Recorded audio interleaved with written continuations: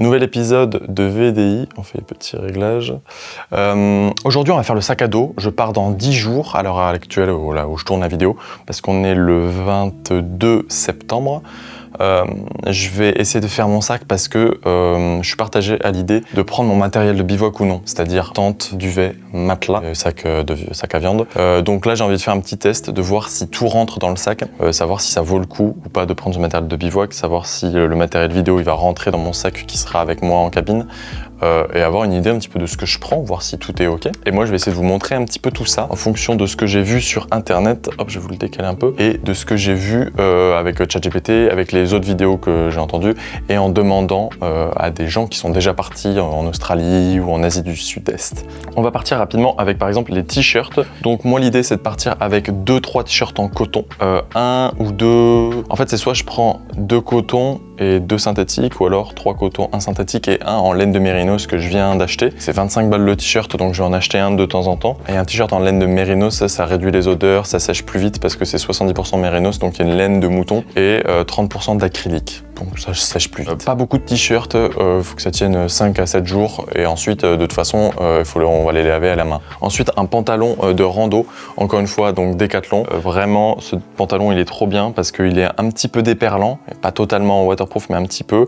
Il est élastane, il y a les petits zips, il est hyper confortable. Ce pantalon, genre petite dédicace à Lia parce que c'est elle qui m'avait dit de mettre le prix pour avoir quelque chose de qualité qui va te durer plus longtemps, et aussi à Yann qui dit j'ai pas les moyens d'acheter de la merde, donc mettre les sous pour quelque chose de qualité qui va durer plus longtemps qu'un pantalon à par exemple 20 balles qu'on va changer tous les ans. Ensuite dans la partie un petit peu produits qui vont nous servir pour tout, ça va être que du Décathlon s'il vous plaît, envoyez-moi un chèque, sponsorisez-moi. Une couverture de survie ça peut être vraiment utile si par exemple je monte le piton des neiges et que je me gèle les couilles, donc voilà il y aurait ça. Ensuite il y aurait un savon solide qui me permettra de me laver tout simplement, corps, cheveux, visage, c'est pas le top en termes d'hygiène mais bon là pas trop le choix, et ça peut me permettre aussi de faire mes lessives. Ensuite un stick solaire c'est trop bien, ça c'est vraiment juste un stick et bam tu te le mets et ça te protège. Un anti-moustique, vraiment, je pensais pas que, enfin tu vois je me suis dit c'est vraiment le truc de au cas où qui prend de la place pour rien, et en fait ceux qui sont à la Réunion m'ont dit prends un anti-moustique. Faut savoir que aussi j'entends souvent, on me dit souvent tu achèteras sur place, tu revendras tout ça, donc gardez ce conseil surtout pour l'Australie, l'Asie tout ça, mais là on me dit aussi si tu peux prendre des trucs, faut savoir qu'à la Réunion c'est 30% plus cher, il y a des Décathlon tout ça, mais c'est 30% plus cher, donc si tu peux les amener dès maintenant, des trucs de base, autant le faire. Si on reste un petit peu sur l'hygiène et sur la survie, petit set avec brosse à dents dentifrice qui est pliable et une trousse de secours pour tous les trucs de base, genre un enlève-tic, des pansements, du strap et tout ça. Je trouve ça un peu gros, mais je vais essayer de le compacter, ou alors de rajouter des médicaments style Doliprane, Smecta, Imodium, Strepsil, vraiment juste une plaquette. Je suis pas quelqu'un qui prend beaucoup de médicaments, je dois prendre 2 Doliprane par an, mais dans des circonstances différentes, je préfère prévoir avec une plaquette de médicaments pour chaque. Ce sera pas beaucoup, ça va pas prendre beaucoup de place, donc ça va le faire. Ça, je vais voir comment je fais, mais vu que j'ai beaucoup de câbles, surtout pour les trucs caméra, tout ça, c'est un petit set de câbles, c'est trop bien. Là, il y a beaucoup trop de câbles, c'était vraiment pour mon sac vidéo, je vais le modifier un peu, mais ça veut dire que là, je pourrais mettre mon disque dur SSD, là, 2 ou 3 chargeurs USB-C, chargeur de montre, chargeur de Mac, et en fait, il y a tout qui est bien rangé là, et j'adore quand les choses sont rangées et organisées. Parfait, un peu gros, je trouve, mais en même temps, c'est fin, entre guillemets, donc ça devrait le faire. Un petit carnet noir. Ce carnet noir, il est complètement vierge, et ce serait, j'aimerais bien faire écrire aux gens que je rencontre et qui marquent un petit peu le voyage sur ce carnet, parce que j'ai envie de faire beaucoup de pays, et du coup dans chaque pays, faire en sorte que les gens écrivent quelque chose sur notre rencontre, une anecdote, une histoire, un truc, pour avoir un souvenir tangible, physique, pas numérique, et avoir tout là-dedans. Voilà, je trouve qu'il est très sobre. Et du coup, il va devenir moins sobre avec tout ce que les gens vont pouvoir mettre dedans. J'aime bien l'idée.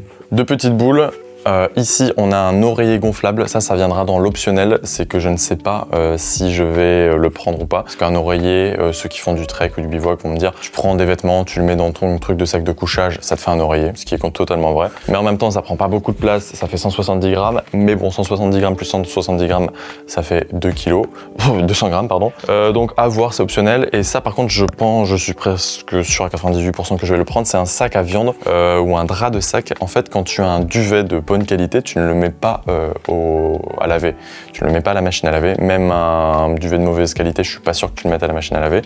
Et du coup, tu prends un drap de sac, et c'est-à-dire que tu vas te mettre dans ce drap de sac, toi, ton corps. Ensuite, ton corps avec ce drap de sac, tu vas te mettre dans ce duvet, c'est-à-dire que tu vas laver que le drap de sac à la fin. Tu vas pas laver ton duvet. Il en existe plusieurs. Il existe en coton, il existe en polyester, comme moi, il existe en soie. En soie, c'est le top du top, mais bon, ça vaut 50 balles. En polyester, c'est moins agréable, mais c'est plus compact que le coton. Et en coton, c'est un peu plus cher, mais plus gros, ou un truc comme ça. Enfin, il y en a 3, il faut voir ce qui vous convient le plus. Ensuite, des vêtements thermiques. Donc, on a vu les t-shirts, on a vu le pantalon. Je vais prendre aussi 2 shorts, donc un short de sport et un short un peu plus propre, enfin, un petit peu chino. Short de sport, c'est lui, il est vraiment cool, il a un petit collant, il a poche zippée, poche ouverte, poche dans le collant, enfin c'est trop cool.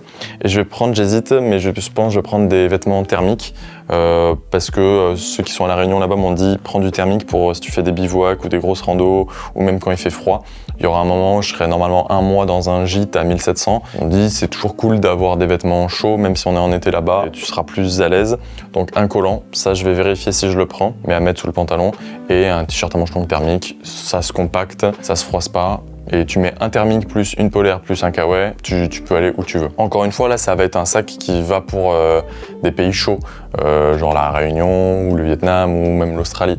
Si tu es en Norvège, en Suède, en Finlande, tu vas pas faire le même sac. Du coup, en parlant de chaud-froid, j'aurai une polaire, donc je prends une polaire zippée. Au moins, elle peut tout faire, elle est agréable à porter, il y a des poches zippées, c'est le top. Et ensuite, un kawaii, encore une fois, Decathlon, le chèque s'il vous plaît. Kawaii de très bonne facture, totalement déperlant, mais genre un bon déperlant avec un taux de millimètre, je sais pas quoi, qui est assez bon, et coupe-vent. Une dame à La Réunion, voilà, c'est vraiment le truc que j'aurais pas acheté moi-même, mais une dame à La Réunion m'a dit, pour la mer, il y a énormément de coraux, tu vas te niquer les pieds. J'ai acheté ça. Je ne sais pas si c'est une bonne idée, je demanderai confirmation, d'ailleurs dites-moi dans les commentaires si c'est une bonne idée, mais je pense que ça peut être pas mal parce que pareil, c'est des chaussures qui sont fines, tu peux bien les compacter et au moins tu peux te balader dans l'eau, dans les coraux, les trucs, je sais pas. Voilà, à voir. J'ai demandé à des amis, des connaissances qui sont partis en Australie, et j'ai demandé à ChatGPT pour voir un petit peu des trucs que j'aurais pas oubliés. Ce que j'aime bien dans ce qu'ils disent, c'est de prendre tous ces papiers en double. C'est-à-dire que tu prends une photocopie de ta carte d'identité, ton passeport, de ton visa, même des photos d'identité. Pour surtout la Réunion, ça va, c'est français, les démarches seront quand même plus simples, mais imagine tu vas en Thaïlande, tu perds tes papiers, t'es un peu dans la merde, donc avoir tout en double, enfin tu perds pas tes papiers, tu perds ton téléphone ou ton ordi, t'as tout en double en papier sur un truc collé à toi, c'est beaucoup plus facile de refaire des documents si t'as déjà les photos, si t'as déjà ta carte d'identité, si t'as tout en double. Donc toujours prévoir, avoir une carte bancaire secondaire si jamais, il faudrait avoir une Visa premier et une Mastercard, un truc comme ça. Il y a 2 types de CB, avoir les deux. Prendre une banque qui n'a pas de frais à l'étranger, ça ce serait vraiment le top. Moi je suis un gros fan des tours de cou, parce que les tours de cou tu peux t'en servir pour plein de choses. Tu peux le mettre pour le cou, tout simplement comme le nom l'indique. Tu peux le mettre pour les oreilles, parce que moi j'ai très froid aux oreilles. Tu peux même, moi j'hésitais à prendre un masque pour la nuit, et en fait je me dis que flemme, tu vois, d'avoir encore un truc juste pour ça. Du coup, je me suis dit que j'allais mettre mon tour de cou comme ça sur les yeux et que j'arriverais à dormir comme ça s'il y a trop de lumière. Autre chose, des boules qui est, parce que des fois il peut y avoir du bruit, donc c'est toujours cool d'avoir des boules qui est. Tous les chargeurs, comme je l'ai montré. Je vais prendre une paire de chaussures trail rando, donc ça fera les deux. C'est des très bonnes, c'est des Salomon, donc je sais que j'arrive très bien à marcher avec et à courir. On me conseille de prendre une autre paire de chaussures, genre un peu ville, pour pas toujours avoir la même paire. Donc je vais écouter les gens et je vais prendre une autre paire de chaussures. Je prendrai une paire soit de tongs, soit de claquettes, l'un ou l'autre. Il faut que je réfléchisse à ce qui est le plus adéquat. Une paire de lunettes de soleil, une gourde gourde. Je suis en hésitation de si je prends une gourde filtrante ou pas. Enfin, si j'en achète une parce que j'en ai pas. J'aurai une serviette microfibre, donc les trucs de Decathlon, encore une fois, qui se compactent bien et qui sèchent très vite parce que c'est du microfibre. Et j'aurai, qu'est-ce que c'est d'autre? Un maillot de bain. Voilà, tout simple. En plus, ça fait un short de plus si besoin. Donc, je vais voir tout ce que ça fait. Là, pour le moment, j'ai pas grand-chose sur le lit, alors que j'ai l'impression de déjà avoir la moitié des vêtements. Donc, ça me rassure. Et oui, pour les vêtements, gros conseil qu'on m'a donné, c'est les sacs de compression. Il en existe plusieurs. Encore une fois, Decathlon, s'il vous plaît, donnez-moi des trucs. On a des sacs comme ça, des sacs de voyage. Je les ai un petit peu expérimentés. Moi, j'aime beaucoup avoir. Encore une fois, j'adore quand tout est organisé, tout est bien rangé. Donc là, en fait, tu peux compacter. Enfin, c'est pas vraiment des sacs de compression, c'est plus des sacs de rangement, mais vu que c'est zippé, tu peux quand même appuyer pour ranger tes affaires. Donc il y a 2 petits qui sont utiles et un quand même plus grand. Voilà, il y a des gens qui partent en voyage qui disent j'utilise jamais le grand parce que c'est beaucoup trop grand. Et un autre sac, donc les 3 que je viens de vous montrer, ça vaut 10 balles. Et celui-ci, qui fait quand même, il est grand, il est un peu grand, il fait 25 litres de contenance. Mais lui, par contre, c'est un sac de compression. C'est-à-dire, j'essaie de reculer un peu, tu mets toutes tes affaires dans le sac. Ok, je les mets. Je ferme ici, hop, j'enroule et je clipse. Et en fait, là, je vais avoir un petit truc que je vais ouvrir pour laisser sortir l'air. Je vais appuyer pour compresser mes habits et ensuite, je vais refermer. Et comme ça enlève vraiment l'air. Et en plus, c'est waterproof. Donc ça veut dire que ce sac, il peut aller dans l'eau, tes vêtements seront secs. Donc ça, c'est vraiment bien. Je crois que j'ai payé ça 17 balles. C'est un peu cher, mais pareil, c'est de l'investissement.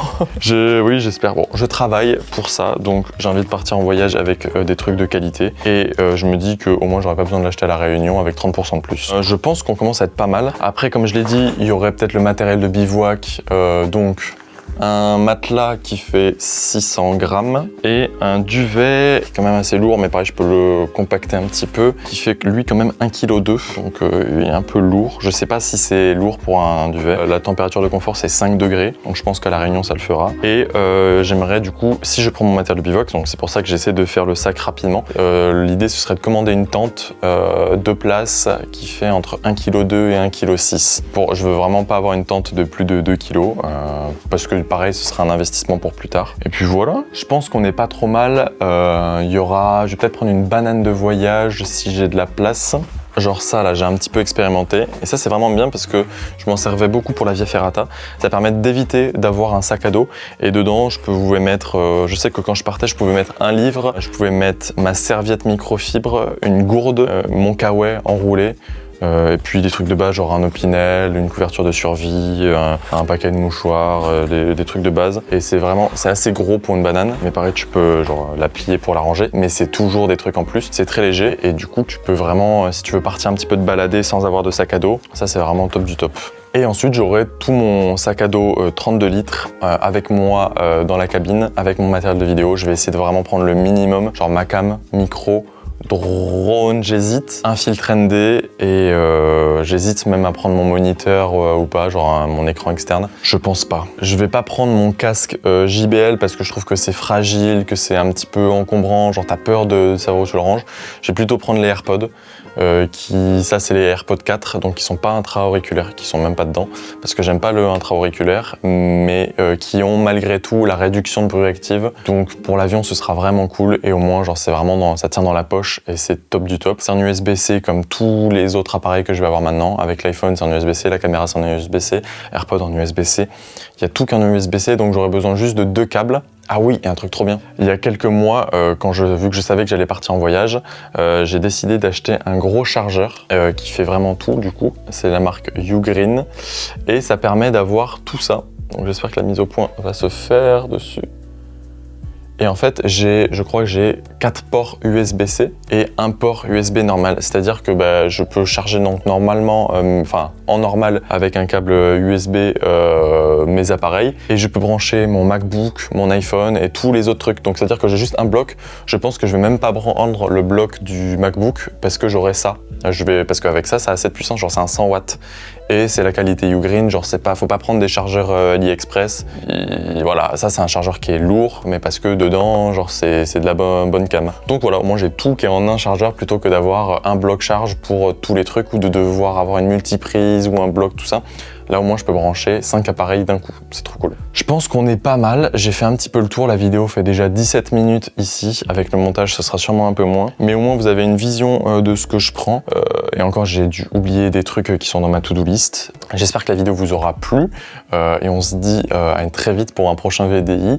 Le départ à La Réunion arrive très très vite. N'hésitez pas à me suivre sur Instagram parce que c'est là que je vais tout mettre, toutes les stories sur La Réunion, les formats plus courts des VDI qui seront directement aussi sur Insta. Et puis on se dit à très vite.